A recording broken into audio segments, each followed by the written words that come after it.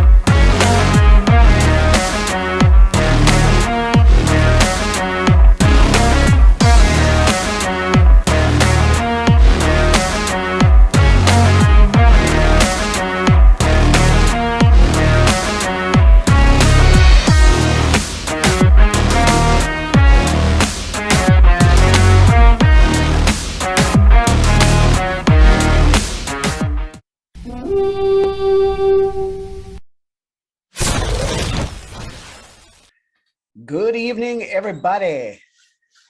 Rhino and Lance here with you, bringing you episode 72 of Vikings Uncensored. We are head on into it in the preseason here now. We had our first preseason game last Sunday, preseason game number 2 coming up Saturday. So we'll break down that first preseason game here in just a minute. Then later on, we'll look at the first day of joint practices between the Vikings and the 49ers, which took place on Wednesday. And then what we'll be looking forward to that second preseason game against the same 49ers on Saturday. So with that, we'll get started. Not much for news this week of any real significance, I guess, anyway. Sometimes no news is good news. Yep. About the only big thing that popped up was Mike Zimmer has resurfaced. Yeah, and he's alive. And apparently he is going to go work for his old buddy Deion Sanders down at Jackson State as some sort of an analyst for the Jackson State football team. So good for Zim. Way to suck up his pride and go back to his roots, in my opinion. Yeah, I mean, it's maybe he can get back to a point where he enjoys coaching football again. Who knows? Because he honestly didn't look like he did enjoy any of it the last couple of years. You could just tell.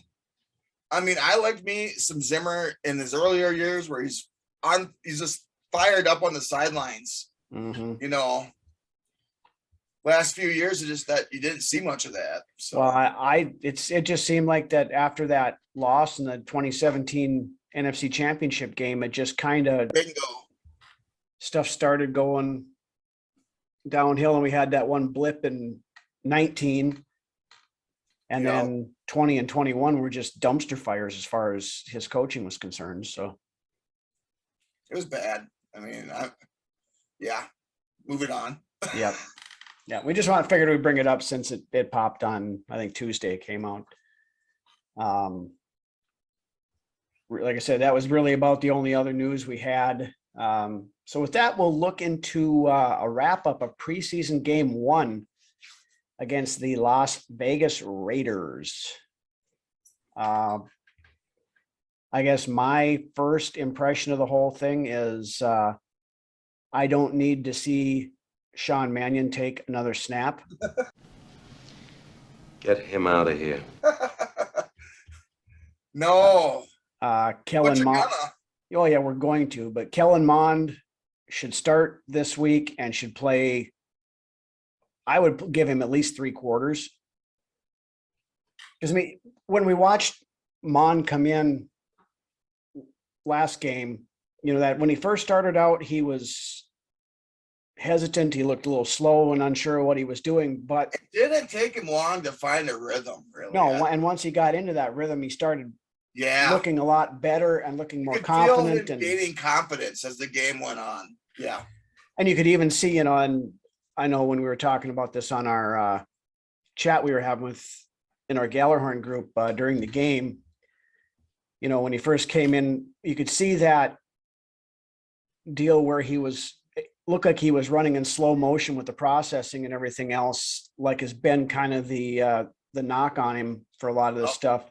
But then it started to click. And then it started, Started to click. you could physically see the progression he made from when he first came in to at the end there, when he ended up throwing, 2 touchdown passes and had I think it was a 108 quarterback rating, which is, It was beautiful. yeah. I mean, it wasn't a beautiful game, but he did, what he needed to do. He was given that chance and he ran with it and he did good. Yep. Now let's see what he does this next week. Let's see if he takes another step forward and he kind of just takes from where he left off and kind of builds on that. Mm-hmm. Speaking of doing what they needed to do and building on stuff, looking over at the running backs, rookie Ty Chandler and Kane Obi-Wangu Kenobi both had themselves a day. That stable is it's top notch, top shelf stable backs. Probably one of the best stables in the league right now, I would say, as far as talent goes.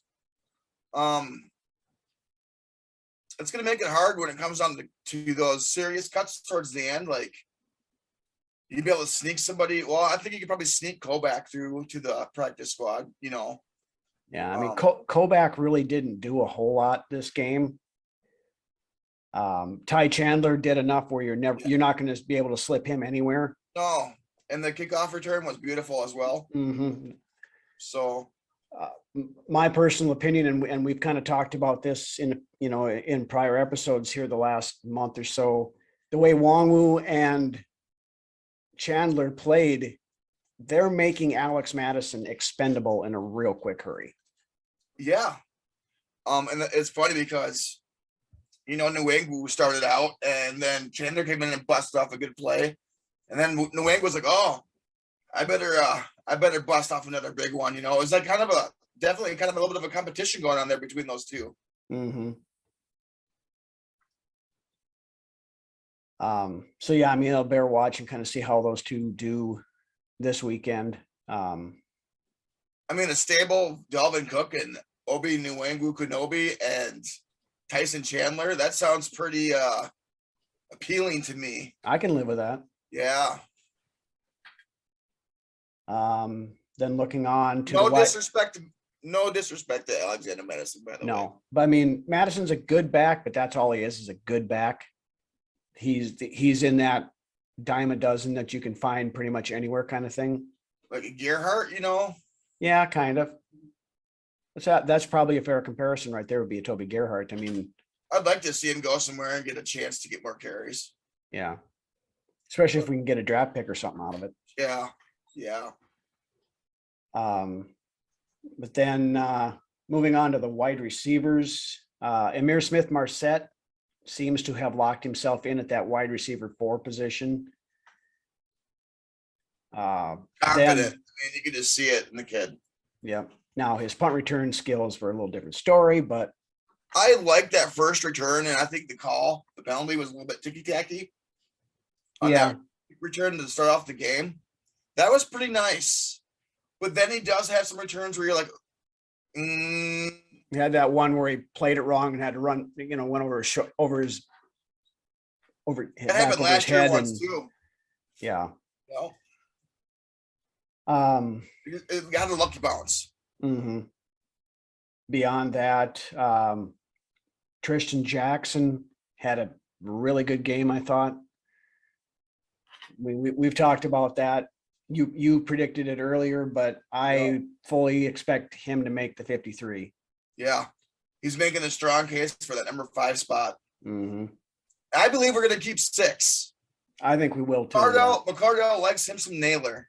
Yeah, and I believe it's going to be a hard. I don't think Naylor's going anywhere. I believe it's going to be Jefferson, Thielen, Osborne, Marset, Jackson, and Naylor to round it out, I believe. Yeah, I think that's kind of where we're going to. I mean, BC Johnson's ahead of those last 2 on the depth chart, or he was this week anyway, just I think from a veteran standpoint more than anything. He didn't really do a whole lot during the game. So these young guys, man, they're they're hungry and they're showing it. So, And speaking of showing it, Ed Ingram, oh yeah, he, I believe anyway, and if today's joint practice with the 49ers Wednesday week 1 starting guard. had any indication, Ed Ingram is now right guard 1. Winner, winner, chicken dinner. He was Celebrate good times. Come on. he was Got the third highest rated Viking in the PFF rankings and the highest rated rookie offensive lineman in the league this week. Hey, guess who was the lowest rated right guard in the team this week? Jesse Davis. That would be Jesse Davis, yes. He didn't have himself that great of a showing. Which would probably explain why Ingram's taking the number 1 snap. So now. Well, that and Ingram has played well. I mean, Yeah, he's earned it. Like our buddy Ted Glover said on their Vikings Report live show on Wednesday, Ed Ingram is showing this season what we all expected Wyatt Davis to show last year. Bingo. Nailed that one for sure. So I was moving on. Didn't see a ton of stuff from the tight ends.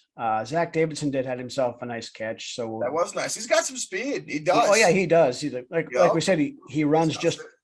They've clocked him at just under 20 miles an hour with a guy that's like 6'7". So At tight end, that's a beautiful thing. mm-hmm. Then again, the kickoffs we mentioned, Tyson Chandler had that one that set up the scoring. Marset had the one to start the game that got called back on the penalty. Ticky-tack penalty. Yeah. Then kind of some of the other good stuff over on the defensive side. T.Y. McGill had 2 sacks. Our guy T.Y. Yep. Brian Asamoah was all over the field. It was, yeah. Yes. I love it. He took a couple of bad angles, but I mean, that's going to happen with a rookie. But I mean, he made some good plays though, some splash plays as well though. So he did. Yep. Another young kid that looked really good was Patrick Jones II. Yeah. He was continuously getting pressure from that stand-up linebacker spot. I think we're probably going to see a significant improvement in that kid this year. I think we're going to be seeing a healthy rotation as well in a lot of these spots, Mm-hmm. which is nothing wrong with that. It's good for everyone. It's good to have the depth because yes, as we've seen, in the last couple of years, you lose Daniil Hunter or you lose Za'Darius Smith and you don't have anything behind it. Then all of a sudden your defense goes down the crapper, And this is going to be a defense that really feeds off of itself and the energy. Mm-hmm. Once it's going to be a thing to behold. Yep. Let's just hope it all can come together. I'd say about week 5, you're going to see, exactly how far this defense has got. Mm-hmm. You have any other highlight good points that you want to hit before we look over at the not so great stuff? No, continue. Other than not seeing much of seeing, but he had a good mental game, I believe. Mm-hmm. Good mental reps. Yep. And he was around the ball quite a bit, but yeah. Yeah. So then we'll look over at the not so great. Sean Mannion basically did what we all expected him to do, play like Sean Mannion. Yeah. Which is not good enough to be a backup quarterback in the NFL. No, he's not going to win nobody any games. Nope.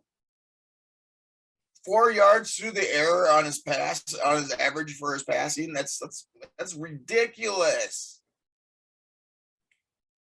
Yeah. There's really nothing much to say about Mannion because he is, to quote Danny Green, and paraphrase a little bit, he is who we thought he was.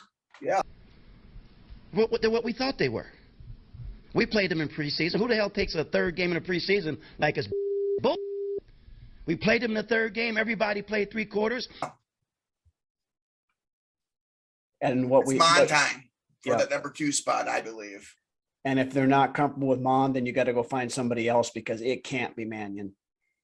I'd love to see Mon with some confidence, and just keep that confidence growing. So then when, or if he has to be called upon, that Mon is ready to go. Mhm. And in my opinion, Mon with some confidence and the ability to go at the drop of a dime could be a pretty scary thing, honestly. Well, I mean, we saw that at that play at the end of the first half when I haven't seen a Vikings quarterback that elusive in quite some time. no, I mean, and granted, the pass at the end was thrown out the back of the end zone, but though, which was good to see. A lot of quarterbacks would try to force something there, but of course, you'd like to see him eventually make something happen there off script. You'd like to see him complete that pass to one of those receivers in the back of the end zone, and eventually, with time, he's going to complete those passes. right. But I mean, you saw that, and then you saw that one play in the second half when they brought Mannion inexplicably back in for that one series. On that third down play, Mannion just stood there like a freaking stump and got dropped for like a 15-yard loss. Yeah, my thought on that. He didn't even try to move. Yeah, my thought on that was I believe maybe Mannion was getting looked at on the sideline there, and they stuck Mond in a little bit earlier than what they wanted to. And they were just giving Mannion a series back, is what would be my assumption. Yeah, and that's what it was from what I've heard is they, wanted to split it up about as evenly as they could. Now, that's the one, I guess, criticism I have of O'Connell in this first Mond was getting going. Absolutely.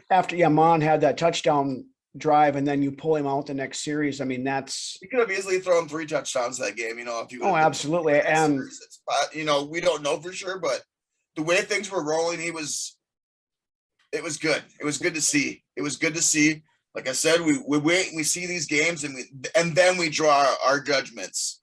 Right. But anyway, moving on. Garrett Bradbury. Every time I saw him, it looked like he was getting bullied around pretty hard again on the line. The weakest link. Yeah. He didn't have a terrible game, but he needed to have a good game to build a little confidence and that he can maybe, that he's not the same Bradbury that we've seen from the last 3 years either. And he didn't do that. So actually, I think Austin Schlottman played better. I agree. Yeah. And he's going to have some growing pains as well. Yeah. He hasn't had a lot of starting time either. Mm-mm. So then we did have a Bigfoot sighting late in the game. Wyatt Davis actually got in for a little action. It wasn't a good sighting. No. First thing I saw of him was him laying flat on his ass when he got whiffing a block, dude. Whiffing a block, and so I think it was a stunt. It was getting ran, and the guy just went right past him. Mm-hmm. Yeah, he didn't look good at all. Disappointing. But eventually, you see what you, like we said earlier, you know what you got, and then you just got to move on. Yeah. Best guys got to play. I don't care. Then other guys, Andrew Booth Jr. had a pretty rough game. Since when do they add penalties on top of penalties? Yeah, I'm trying to figure out how you got both the pass interference and a face mask at the same time. I guess maybe that's because the one's a personal foul they added on to it. I didn't. It's very rare that you see that. But it ended up being 36 yards in penalties. So on that one play. Speaking of penalties, they were horrible as well. Yeah, I was getting to that here in a little bit. Okay. Chen and Sullivan, I didn't think looked very good either. He got worked pretty good inside a few times. Hopefully he's not going to just be knocking the rust off and we'll look better this time. But if not, that nickel cornerback role might be up for some grabs because I wasn't impressed with him at all. The one guy I was extremely disappointed in, Chaz Surratt. That was awful. Yeah, me too. He looked awful out there. You know, as in he last looked, year, he was all over the place making plays, but this year it's just the complete opposite. he was all over the place, but he looked like he was lost every place he was going. He was taking bad angles. He was missing tackles. He was just, it looked like he just was out there with no discipline, just running around like a 5-year-old playing pickup he's football in the gonna play himself backyard. off this roster pretty quick here. I honestly wouldn't have been surprised to see him be one of the, of that first 5 that were cut on Tuesday that we'll talk about here in a minute. But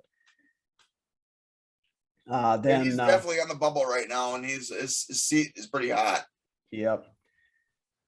Perry Nickerson was another one that had a bad game. He got burned on that one touchdown, and was out of position multiple times that I saw. Early on, it looked like the run defense, I think, looked pretty good. Harrison Phillips, I think, is going to be a big boost to this team. He played. He made one of the first plays of the game, actually. Yeah, he played really well when he was in there, I thought. Now, as we got later into the game, pretty good too, in my opinion. Yeah. As we got later into the game, the tackling got worse, and then the run defense suffered as a part of that. So they're, it's bottom of the roster guys, but you got to be making those tackles and stuff to build yourself up from that bottom of the roster stuff to somebody who actually might make the roster, Then, as you'd mentioned, the penalties, we had, I think, 7 or 8 penalties in the first half alone. Now, granted, a lot of those were those illegal contact penalties that the league said that they wanted to put more emphasis on this year. So I think the refs were getting a little flag happy with some of that stuff, because there were several of those that got called that, come on. And I had said to you that game as well. You could tell which team has already played. Really, you could tell which team has already got some of that rush shaken off.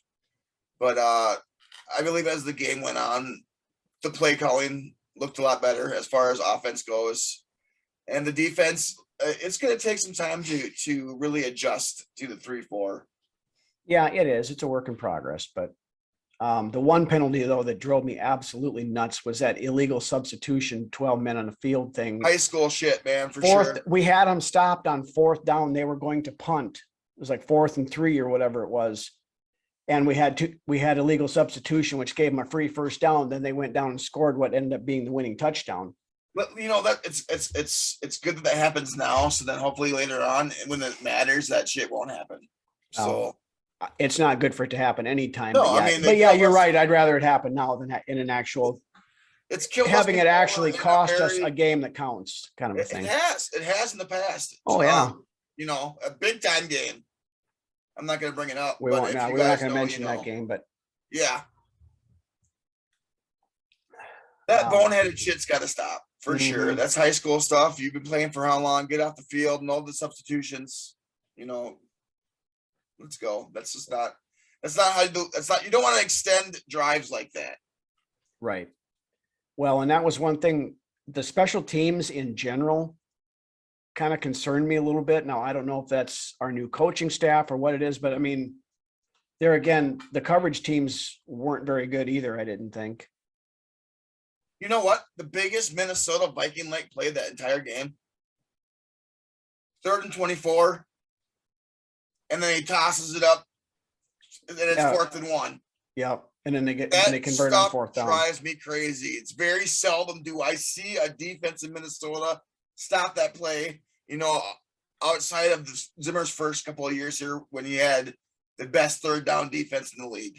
Yeah. I mean, 28 other teams stop those plays on a regular basis, it seems like, but we have a hard time with them. See our defense give up a play that, 4th and 13 or whatever, and they give up. Yeah, it wasn't like there was like a 4th down and 20 something last year that we gave up, or way back in the day with McNabb and the Eagles in the playoffs. 4th down and like fucking 20, and they pull off the first. Yeah, it was. Yeah, it always Typical Minnesota bullshit.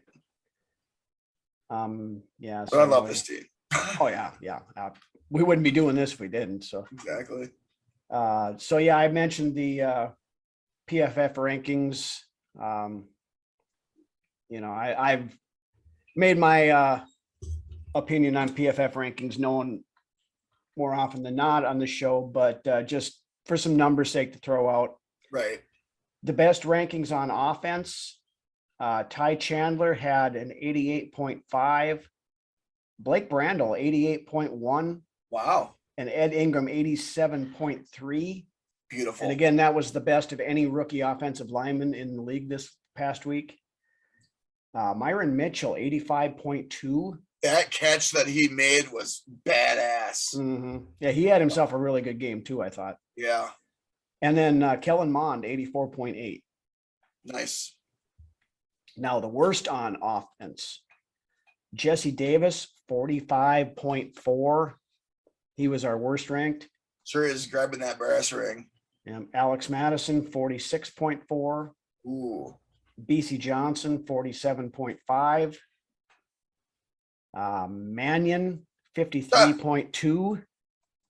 And Chris Hinton 53.6.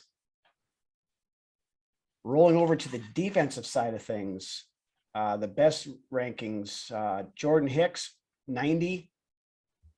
Harrison Phillips 85.8.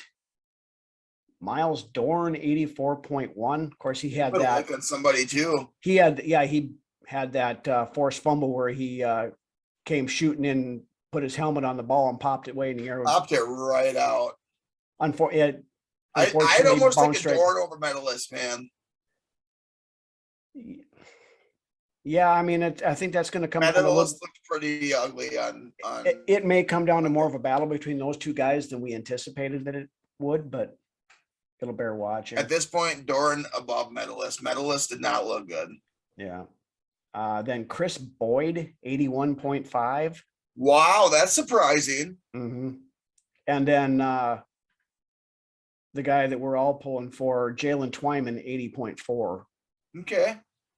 Yeah, I want to see Twyman make this team. I do too. Yep. Then rolling over to the 5 worst.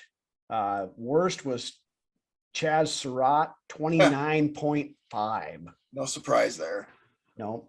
Again, Chandon Sullivan, we talked about him, 44. Asezi Adameo, 45.5. Armon Watts, 47.8. Wow. And Perry Nickerson, 49.4. I don't know how Watts fits into that mix, but okay. Yeah, I thought Watts had a decent day. didn't see a lot from him, so in there again, a lot of this rankings are stuff that we maybe didn't see during the play or something, I guess. Right. But then after the game on Sunday, of course, on Tuesday, the teams had to cut their rosters from 90 down to 85 players. So with that, the Vikings made 5 roster moves. Fullback Jake Vargas, he gone. Yeah. Outside linebacker Andre Andes Mintz, he gone. Gone. Then these next 2 were waived with an injury designation, which means they had to, once they cleared waiver, if they would clear waivers, they would revert back to our injured reserve list, which they both did. Defensive lineman Tyrese Stevenson and wide receiver Thomas Hennigan. Both of them are now on injured reserve. Their seasons are over. Okay.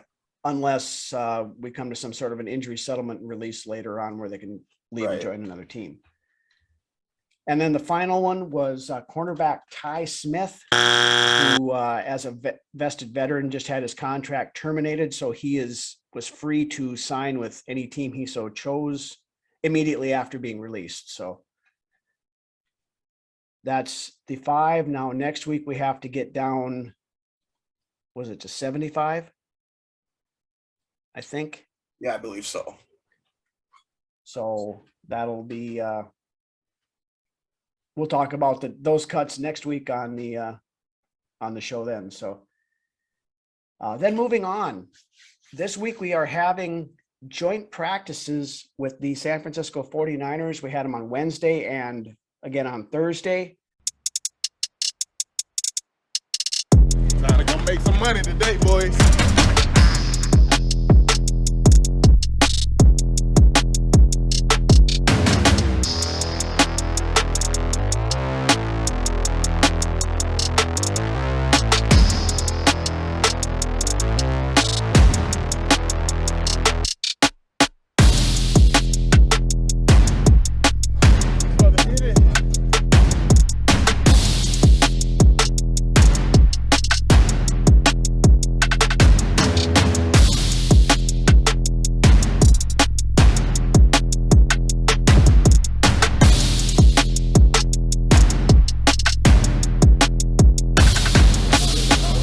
Go Vikings.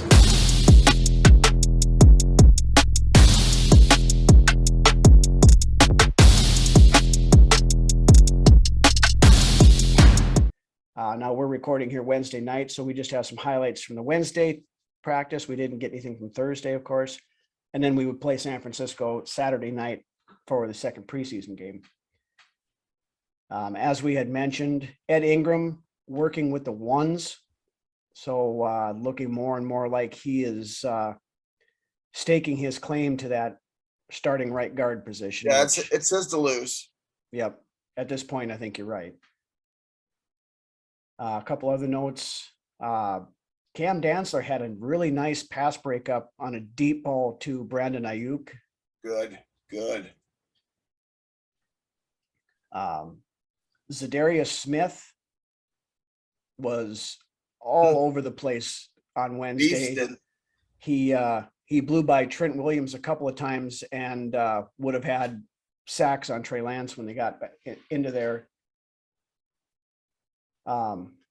Side note on that, I want to give a kudos out to the Vikings organization. They're chartering buses for a bunch of people from Trey Lance's hometown. He's from Marshall. That's awesome. To bring him in for the Thursday live practice. So classy move by the organization there to bring some of the kids' family, to see him practice. Then they were talking about lining up Za'Darius Smith and Danielle Hunter next to each other and moving around. They said they were pretty much unstoppable. That's scary, man. So heard that from several of the beat reporters that were tweeting during the practice. Justin Jefferson was tearing the 49ers defense into shreds, the way it sounds. Yep. I forget if it was Chris Thomason that said it or if it was who it was, but this is Nobody can stop it. Yeah, the only way they could stop him was to commit pass interference on him. Then Love it. Mm-hmm. When the second team rolled in, Kellen Mond got the first snaps, which he should be with the second team. Plus, he also got to do the second team 2-minute drill. Nice. So leaning more, and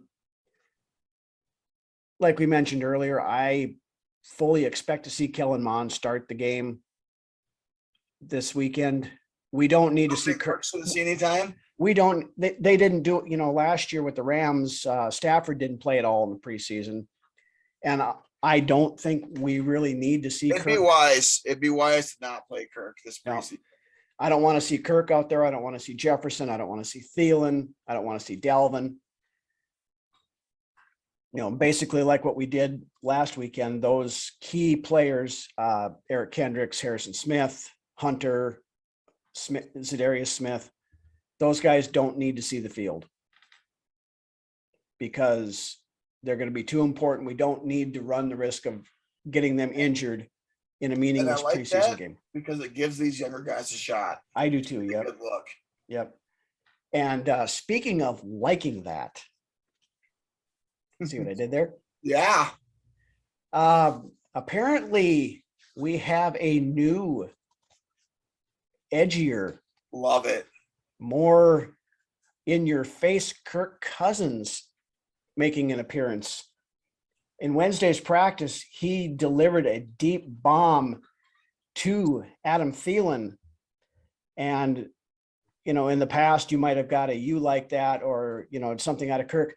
Today, Wednesday, is the first documented instance of Kirk dropping an F-bomb.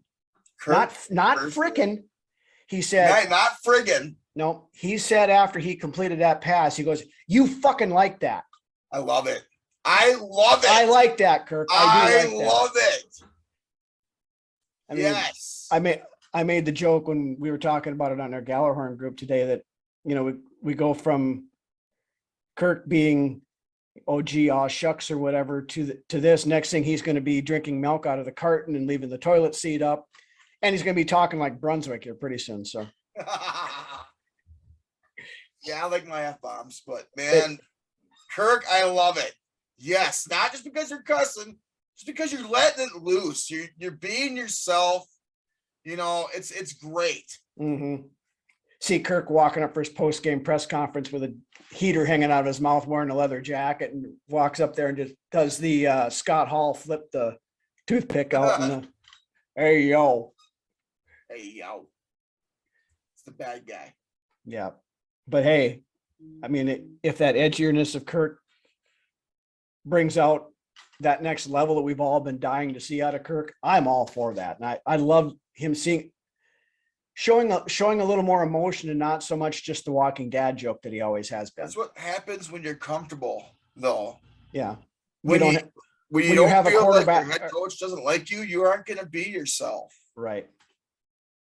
Yeah, he's walking on pins and needles before. I mean, it's obvious that O'Connell has embraced working with him and stuff. So, you know, Kirk's our guy. sky's the limit this year. So we'll see what is. happens. So It is. then one more thing from the joint practices. Greg Joseph went 6 for 8 today. Both misses came with backup holder Ryan Wright, who is battling Jordan Berry for the punting competition. Not good. Not good. No, because he was 5 for 5. Then Wright came in and held for 2 consecutive field goals. He missed both of those. Then Berry came back in, and then Joseph promptly hit from 50 plus on his last kick. So, I mean, honestly, I kind of expected Wright to be one of the cuts this week too, but I'm guessing Next week. I'm guessing he doesn't make a pass next week. So with that in mind, what do you want to see out of the team in this preseason game number 2 versus the Niners on Saturday? Well, and before I hit on that, I also want to say I read reports that Darisaw was also holding his own against Mr. Nick Bosa as well. Yes, so that's good to see. Yep. I want to see some more development out of Mond. I want to see that the way he goes through his progressions a little bit quicker. You know, like I said, as the game went on last game, you could see him going through his progressions a little bit quicker, a little bit more smooth. Every once in a while, the best quarterbacks, when they go to make a dump off pass, sometimes I've seen Kirk do it a few times where he's just missed on a dump off to the flat. It happened with Mond. I would like to see stuff like that get cleaned up a little bit. I don't want to see that on the regular, but just calm down, make those easy passes. Yeah. Not that every pass is an easy pass, because it's not. It's the NFL, the best, the best of the best. But I want to see Mond continue to develop. I don't want to see him take a step back. We don't need that as a fan. I want to see this offensive line with Ingram starting, seeing how that looks protection wise, and this defense and how it continues to evolve and gel. Yeah. I mean, for me, I agree with 100% with what you said with Mond. I want to see Mond for at least 3 quarters. if you want to give Mannion the fourth quarter just to make him feel good or whatever, fine. It's going to be nice seeing Mom with that, not Right. completely the first string, but more of the upper echelon of the roster. Right. It's going to be really interesting to see. Him throwing to KJ Osborne and Smith Marset and stuff. Yeah. Yep, exactly. Yeah. So I want to see that. I want to see the penalties cleaned up. I want to see the tackling get better. And granted, like I said, the ones and twos that were in there, their tackling wasn't so bad. It was the threes and fours where there was the issues, but but just basically cleaning up a lot of the errors and miscues. I want to see better coverage on the return teams. We're giving up way too many return yards last week. We got to clean that up. Beyond that, I want to see that, the ongoing battle for the final two wide receiver spots, see if Tristan Jackson can continue his, his play. Myron Mitchell is making a push for it. Of course, Jalen Naylor. I want to see if Wangwu and Chandler can keep up the running that they had. I mean, the Raiders were kind of that, borderline middle of the road. They made the playoffs last year basically on a fluke, but San Francisco was pretty damn good team last year. When their roster is intact, they are a good team for sure.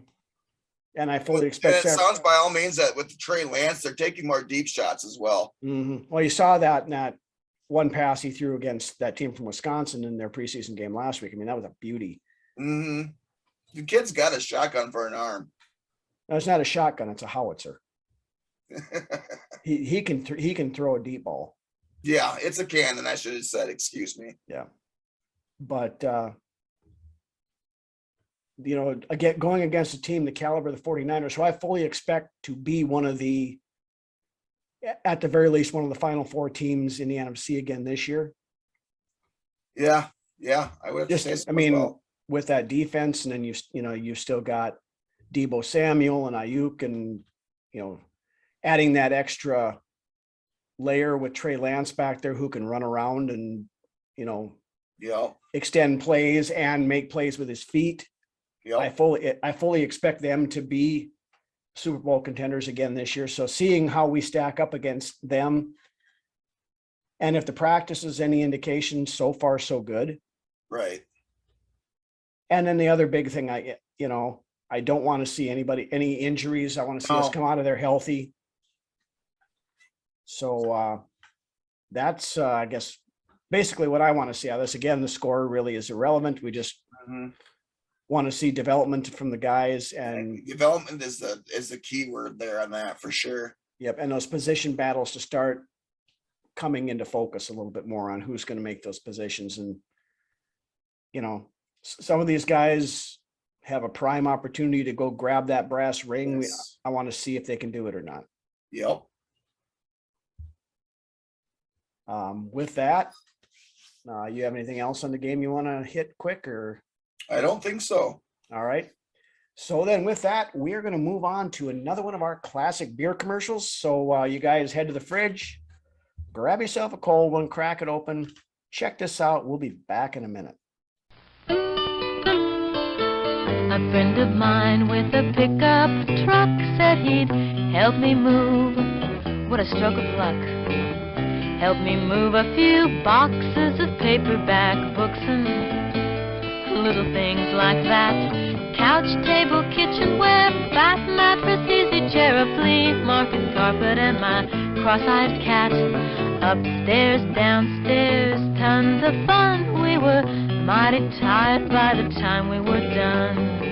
I said, thank you kindly, friend, and allow me to buy you a beer. A true friend is a man with love in his heart and a kitchen table on his back. Somebody who'll help you move. A friend like that deserves a nice cold beer. A beer brewed with naturally perfect artesian brewing water. An Olympia beer. All right, we are back. And again, back for the best segment of the show.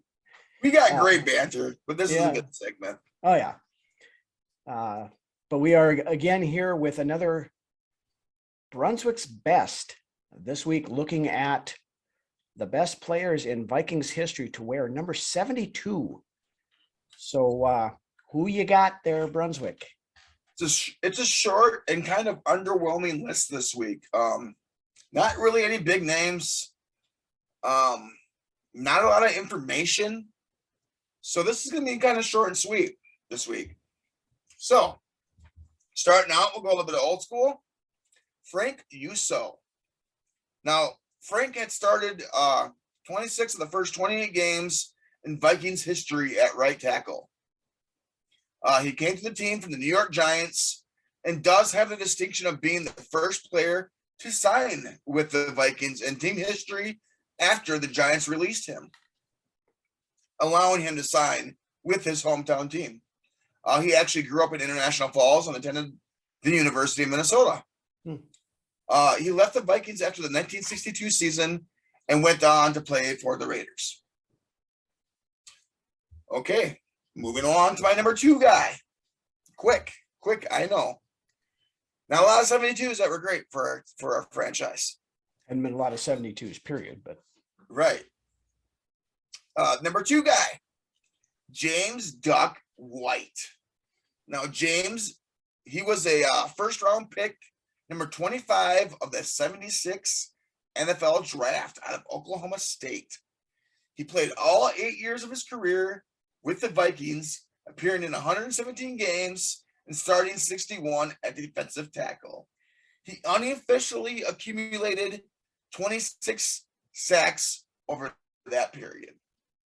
James, not a lot of information on you out there, but guess what, bud? You and Frank, you guys make the list this week. Good job, fellas. Also, honorable mention, Ezra Cleveland. So far, so good. I like what I see out of the kid. Moving out from tackle into the guard, and then being moved over to left guard, starting out at right guard and being moved over to left guard. And now actually being able to stay at the same position that you've been playing for an entire season. It will be interesting to see how you progress moving forward. So Ezra, we're rooting for you as well. You get an honorable mention this week. And that, my friends, wraps up this week's Brunswick's Best. Since there wasn't anybody better than Ezra, he gets the honorable mention. Yeah, that list was short and sweet. There really wasn't much out there. Yeah, it's a big list of guys. Just a big list of guys. Yeah. I mean, there was 12 on there, but they were just guys. You know what I mean? Yeah, they just pop here for a year or two. And, yep. It's we got 3 guys and had 2 minutes worth of talk, and we had 1 guy for number 70, and we had 15 minutes worth of talk. So that's a good analogy. Yeah. Yep. So no Jim Marshalls at number 72. So no. And sometimes it's going to be like that. We got a long ways to go with this. So, and things are going to start getting a little bit once we get out of the 70s and into the 80s and stuff. Then we're going to start having a crap ton of players to talk about then. So yeah. Yep. That'll be interesting. Oh yeah. To say the least. Yeah. So there we go. All right. So with that is really all we've got for this week. I want to thank everybody for watching again. If you're new to the channel, or if you've been watching us but haven't taken that leap yet, hit that red subscribe button down there below. Helps us out a ton with the YouTube metrics. We're getting ever closer to 500 subscribers. Seems like just a couple weeks ago we were at 400, but we're getting close to that 5. The growth of the community. Absolutely. Next goal is 1,000, guys. Let's get us there as quick before. I want to be there before mid-season if at all possible. That'd be great. That's a lofty goal, but I think we can do it if we get some help from you guys telling everybody to come check us out and subscribe. Beyond that, again, football this Saturday. I think it's a 7 o'clock Yeah. game, isn't it? 6 p.m. 6 p.m. 6 p.m. Central Standard Time. All right, so we have that. Again, I don't expect, the key number ones to play. They'll maybe come out and do warm-ups, and then they'll just stand on the Right. sidelines with the ball cap on. But let's see some more progression from the young guys, and let's have some of these guys stake their claim to these position battles. So Yes. with that, why don't you take us out, Lance? 72, short Brunswick's best list. I gotta say, we aren't seeing much. I mean, from all accounts, Kevin O'Connell, we have a lot to see when week 1 rolls around. He isn't one to give too much out about what he has in store for us as fans and for the entire NFL for that, I believe it's not going to just be a Los Angeles Rams type of offense. It's going to be a Kevin O'Connell type of offense. And I believe Ham's going to be sticking around as well. And they're going to find some way to get him the ball too. He's got some wrinkles, and I'm looking forward to seeing it. I'm looking forward to seeing this defense come together and gel and just be nasty. So with that being said, don't make stupid decisions this weekend. Be smart, be safe. Tell your family you love them. Hug your kids. See you next Friday. Skol. Have a good weekend, guys.